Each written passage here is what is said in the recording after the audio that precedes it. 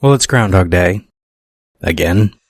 And that must mean that I am Professor Robert E.G. Black, and this is the Groundhog Day Project.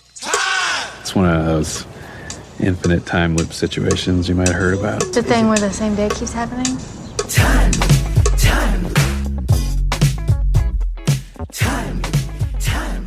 I wake up every day right here, right in Punxsutawney, and it's always February 2nd.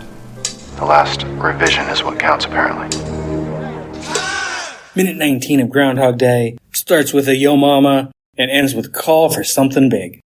It feels like innuendo. I apologize. I think that's what I was going for, though. But whatever. What we're getting is Phil talking to Mrs. Lancaster in the hallway. And then we get, some people might call it the start of the time loop, but technically the loop started yesterday on that first iteration of February 2nd.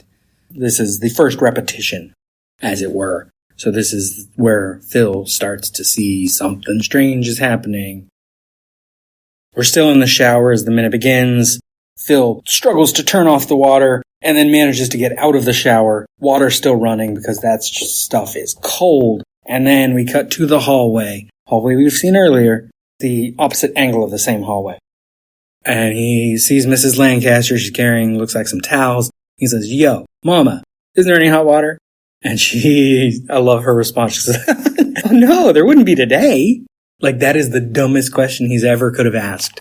And it kind of is. You're in rural Pennsylvania in the middle of the winter.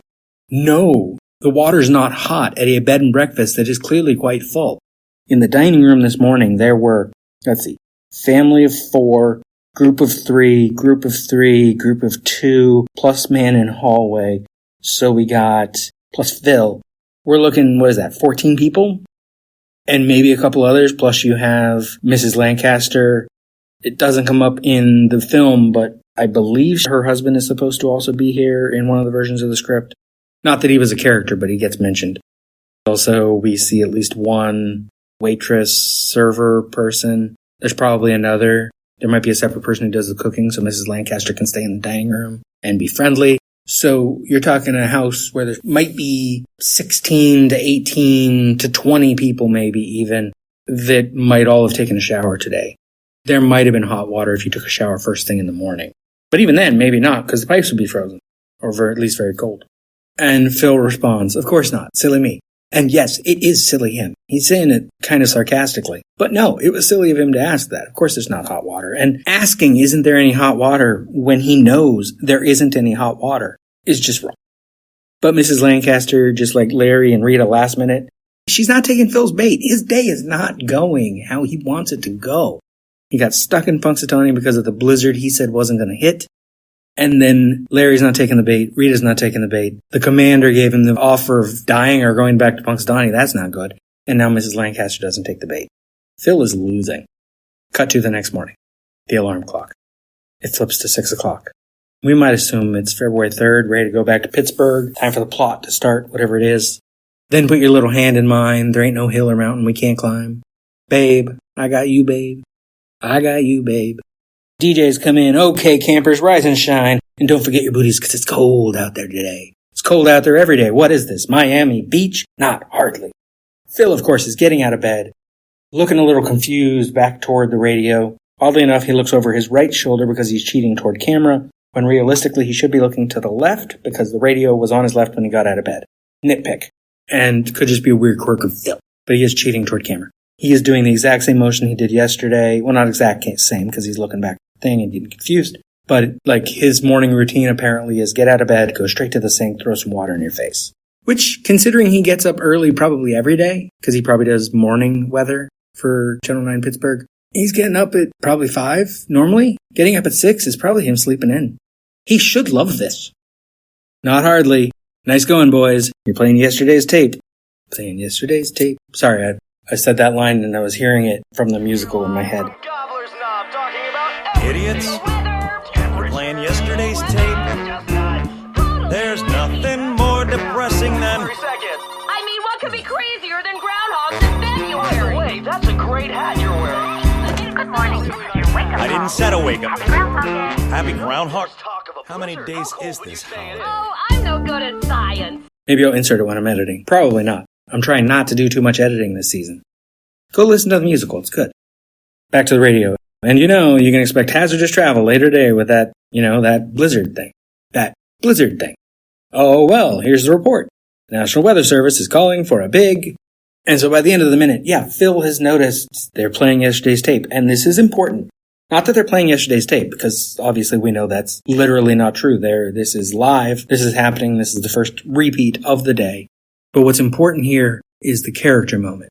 Phil is barely awake. We're seeing his morning routine. Get out of bed, go to the sink, splash some water in your face. I believe yesterday he splashed his face twice. So that feels like a pattern. It's what he does every day to kind of wake himself up. And then as soon as possible, he gets some coffee. Probably he has some coffee at home to travel or grab some coffee somewhere near his house on the way to work. And he probably has more coffee once he's at work. He feels like a guy who's caffeinating through the day because he gets up early and probably goes out at night because he wants to pick up women, Or he just picks up women at the office, which we do hear about in earlier versions of the script, that he's a bit of a womanizer around the office, picking up the interns and whatnot. The important character beat is he notices. He notices it's the exact same tape. Not just, hey, that's the same song they were playing yesterday. That's interesting. But no, this is the exact same conversation. He pays attention to details. It's an easy way to be a bully, actually, is to pay attention to what people do, because then it gives you fuel. So it's maybe bad, but it's also good. It also tells us something about his character for later. When people, okay, I'm going to get into this. Who knew I'd get into it in minute 19 as soon as the time loop really gets revved up? There are people online. You might be one of them. If you're listening to the show, you're probably one of them, or you have been at one point, where you're like, how long was Phil in the time loop? Wondering that? It's okay. It's okay to wonder. Actually caring? Doesn't matter. But I accept that you care. Doing math and trying to calculate it? Fuck you. The only one I remember by name anymore is Wolfnards, but I'm going to complain about Wolfnards again. Because this is one I commented on a lot in the blog, but there's a lot of other people who do weird calculations, but Wolfnards was very specific. He took into account how long does it take to learn French. Did he look up how long it takes to learn French? No, he just made up a number. Arbitrary. Does Phil learn French? No. We see him say one line, and you know what that line is? It's from a song. It's not even a French song. It's a song in French, because in Belgium they speak French, but it's a Belgian song that he quotes a single line from. And you know what would happen if Rita didn't take the bait and say, oh, you speak French, and then just didn't follow up when he says oui? He'd learn another line.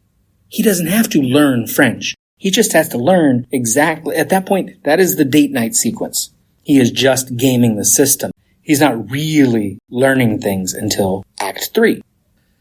Until Act 3, we can't assume he's doing any of this stuff for real. He's not really learning French. He's not really, what else did he do early on? Nope. The piano's in Act 3. Actually reading poetry and stuff is in Act 3. Is it just French? It might just be French. Memorizing little details about things people say. Stuff he learns about people. When he picks up Nancy, he just learns enough information to get it by. But what we're getting from this minute is that he can't remember that information. Oh, let me continue my rant. You don't calculate how long he's in the thing because you're wrong.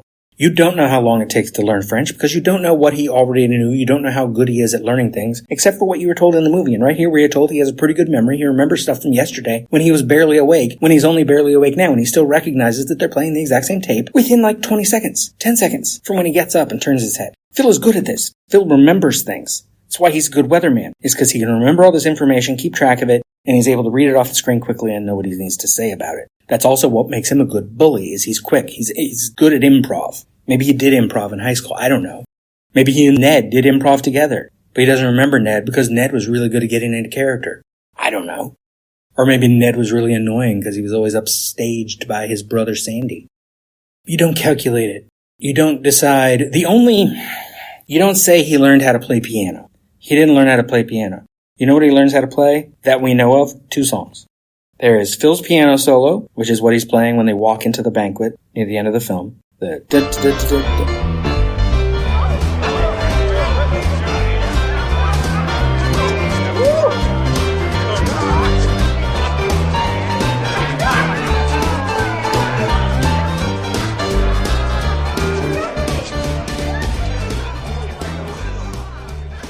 And then he plays variations on a theme of Paganini by Rachmaninoff. Is that what it is? Yeah.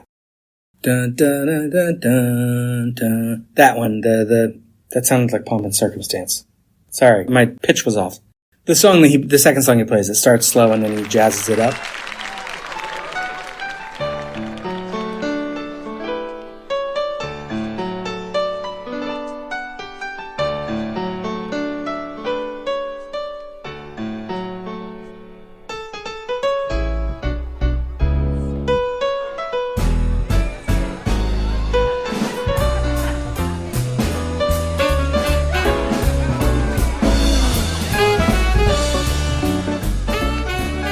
That is also plays in Somewhere in Time, which is sort of a time loop movie. It's more about a singular time loop. Great movie. And a worthy time loop of the week. Not that I'm going to have those this season. But that song is throughout that movie. And I think that is the reference they're going for by using it in this one. I don't know, because I don't know who chose the song. But that's all Phil plays. And I've joked with this show, back in season 1, I joked that I wanted to go take piano lessons and see how long does it take me to learn how to play just those two things. And probably the teacher would make me learn some basic, you gotta know where to put your fingers on the keyboard and all that. Play some basic chords and then go straight into just these two things. And I still could do that. I can't do it for the speed run, but I would still be tempted to do it. It'd be interesting. But you don't do math to figure out how long it takes someone to learn piano, because you don't know. Are there statistics on that kind of stuff? Maybe. Well, probably there's statistics on that, how long it takes to learn how to play piano, but also he's not learning to play piano. He's learning to play two things on the piano. Maybe he's learning more. We don't know. The only thing we can use to actually calculate anything, if we're going to calculate anything, is the minimum. So does he learn French? No. He's quoting a song. Does he already know that song? Maybe. Did he look it up to impress Rita? Maybe. I don't know how he would do that. Is he going to the public library to look up a song lyric to impress Rita? Possibly, once he knows she speaks French, or studied French. And it even makes sense that he picks a song because it's the wrong choice. But it's romantic what he says to her, so she buys into it and is impressed. But she says she studied French poetry. And then he quotes a Belgian song, not a French poem. The only other real measure we get is ice sculpting. Oh, additionally to the piano, we don't know if Phil ever did play piano. He says his father was a piano mover, which sounds like a joke. But there is a possibility that Phil did learn how to play piano when he was younger. He went to Case Western High. It was a high school program run by Case Western Reserve University. Case Western Reserve University running a high school program, they probably have kids who are good at what they're doing and are eager to get their college degree and move on. So he probably also took piano lessons or some other music lessons or something when he was a kid, because that feels like that's the kind of life he had. So maybe he already knew some basics and it's just coming back to him. You can't say learning how to piano takes 2 years, because no, it doesn't. Some people learn that stuff immediately. They're just prodigy. We don't know what Phil's capabilities are, except for what we are told in the film. Here we know he has a good memory. So the only measure we do get is ice sculpting, as I already said, because that is probably something he does not know how to do. And by the end of the film, he is good at it. He's sculpting more of snow at the end of the movie, but we do see him also sculpting ice. But he's good. His angel looks great. The sculpture of Rita's head, it looks great. So that would be our best measure if we wanted to do math. But we shouldn't be doing math. We shouldn't even have the impulse to do math, because it doesn't fucking matter. Just doesn't matter. It just doesn't matter. Sorry, getting into another Bill Murray movie. Not a time loop. The numbers are not the fucking point. This isn't a science fiction film where you have to understand the time loop and the exact numbers. My time loop thing I was working on writing is very specific about numbers, but that is because it was framed from the start of the process. The whole concept was that it is sort of a reference to all other time loop things that exist. And I was going to try and include lines of dialogue stolen from every time loop story that exists, or time references, or character name references to all of these things. That's why I was keeping a long old list, and I've taken notes on many of the things on that list. It got a little unwieldy and hard to do, but I still would like to write that thing. But mine was built on that numbers because it was supposed to be specific, and it was supposed to be a sort of, not science fiction exactly, but a existential dread, end of the world, end of your life. How do you come to terms with this is what you've got? Groundhog Day is not that. It's a comedy. I mean, does it deal with death? Yeah. With the old man, it certainly does. With Phil killing himself, it certainly does. But it's more about the feeling. It's the pathos. It's the philosophy. Like, Best way to put philosophical ideas into people's heads is treat it like it's shallow. Treat it like it's comedy. And we're thinking, what would you do if you were in a time loop? What would you do if there were no consequences? Because if there are no consequences and you choose to do bad things, you're a bad person. If the only reason you don't do bad things is because you're afraid of the consequences, your morality is a little fucked. Unless, of course, you're including as consequences the fact that you're hurting people and you don't want to hurt people. Then that is a good consequence you should try to avoid. But that is more about your internal morality, choosing not to hurt people. Anyway, that's all I have for Minute 19. I think this might have been the longest episode yet for Season 3. Sorry for the rant, or you're welcome. I might rant on this same topic again when we get to the piano teacher, when we get to the ice sculpting, when we get to the French. It will come up. Memorizing the stuff on the day he robs the fucking armored truck. That was another thing Wolfnards used as, oh, it's going to take like 2 weeks to figure that out. No, it's not. It's going to take a fucking day. We're told in Minute 19, Phil remembers shit. When we get to the next iteration, he not only remembers shit, he is saying lines with them. Wait, is that day 3? No, day 3 he panics. Day 4 he says the lines with them. He remembers it. Not just recognizes it, remembers it. Can recite it. So, remembering that a dog barks when you were taking notes on what happens with the armored truck and how's the timing? Easy. Remembering there's a car? We might assume it hit him one day, or almost hit him one day, and so he had to remind himself there's a car. But that's not difficult. A gust of wind, a dog barks. Easy. A day, 2, 3 tops. And that's just because he's got other things he's probably trying to remember on those days. Because it's just one little moment into 24 hours. Fuck. Rant got longer. Anyway, till next time. Watch more movies. Maybe pick some time loops out of there. There's some good ones. Knew you were gonna say that. This has been a production of Lemming Drops Studio. You can find links to more at lemmingdrops.com or join the Facebook group Lemming Drops Studio Tour. Also, you can support all my shows at patreon.com/lemmingdrops. What is wrong in the end which never comes? Or which comes again and again, laughing, like waves. Since the Big Bang set everything in motion, everything that happens in this universe has to be the way it is. Particles unfolding the way they're destined to. How do you sleep at night? You've never seen Groundhog Day? Yeah, you know Groundhog Day is not a documentary. Remember when Groundhog Day was just a movie? Sure. Mohawk has beaten us 12 years in a row. Sure, they're terrific athletes. They've got the best equipment that money can buy. Hell, every team they're sending over here has their own personal masseuse. Not masseur, masseuse. But it doesn't matter. Do you know that every Mohawk competitor has an electrocardiogram, blood and urine tests every 48 hours to see if there's any change in his physical condition? Do you know that they use the most sophisticated training methods from the Soviet Union, East and West Germany, and the newest Olympic power, Trinidad and Tobago? But it doesn't matter. It just doesn't matter. It just doesn't matter. I tell you, it just doesn't matter. It just doesn't matter. It just doesn't matter. It just doesn't matter. It just doesn't matter. It just doesn't matter. Even if we win, even if we win, even if we play so far over our heads that our noses bleed for a week to 10 days, even if God in heaven above comes down and points his hand at our side of the field, even if every man, woman, and child held hands together and prayed for us to win, it just wouldn't matter, because all the really good-looking girls would still go out with a guy from Mohawk because they got all the money. It just doesn't matter if we win or we lose. It just doesn't matter. It